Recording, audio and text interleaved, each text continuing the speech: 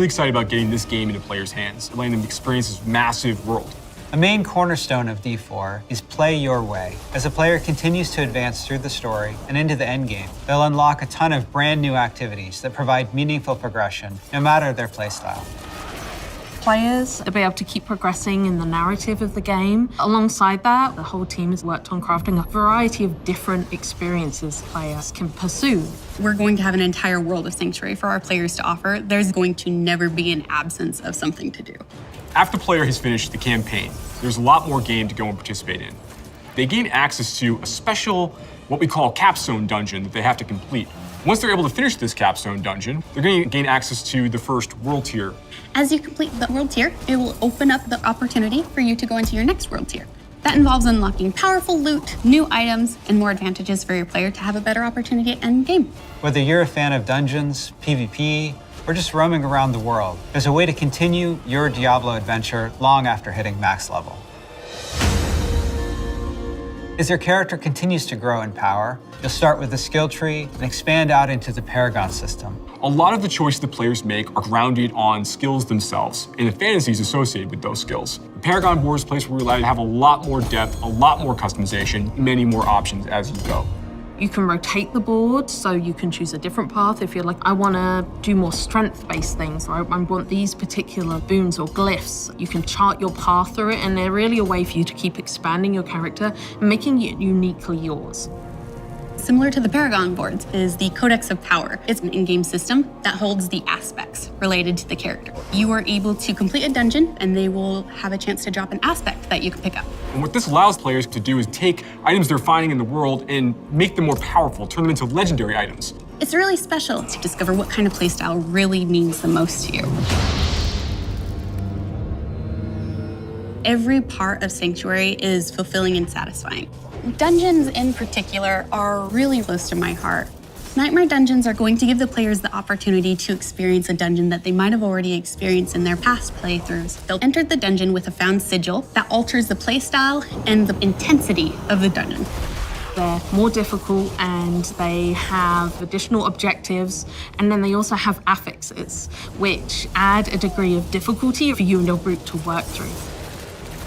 One of my favorite affixes that you can find in Nightmare Dungeons is actually called Hellgate. Occasionally, these portals will open up throughout the area that will just pour out different monsters that aren't native to that region for you to also be dealing with while you're trying to handle everything else inside the dungeon.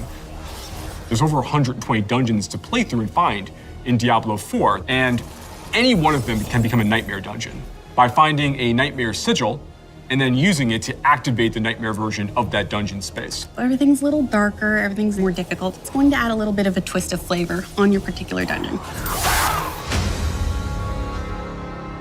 There's some targeted activities in Diablo 4 that suit what you're feeling in the mood for. The Forces of Hell are starting to have more influence in certain parts of Sanctuary in the vast interconnected overworld of the experience. And as the players are going into Helltide areas, you're gonna find even more powerful monsters.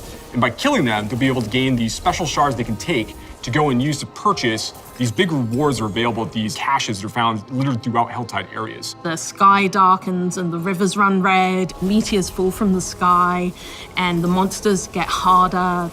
We really want to create new experiences for the players. There's one I really like called Whispers of the Dead, which you get from the Tree of Whispers. The Tree of Whispers is grim and a little gruesome, but it's also something mystically haunting and kind of beautiful. The tree has a little bit of a grudge against our players, and it would like for them to go serve its needs. So you're going to go serve these bounties, gather different rewards, different items, and bring them back to the tree in hopes that it can exchange you something really meaningful. Maybe you're going to go to the Fractured Peaks and take out some werewolves that are rampaging in a town. They're contained activities that you can do alone or in a group. We really wanted to create variety for people to be able to spend time where they wanted to in the world. It's very cool the way it's been put together, and I can't wait for people to see it, to be honest. In Diablo 4, we have a focus on the world of Sanctuary. And there are parts of that world that we call the Fields of Hatred, where Lilith's presence in Sanctuary has begun to seep through and manifest these poisonous areas throughout the world. When players go to these regions, they get to engage in player versus player conflict. These offer opportunities for the player to collect shards. But there is a little bit of a catch. In order to get these shards back to town, you'll need to purify them.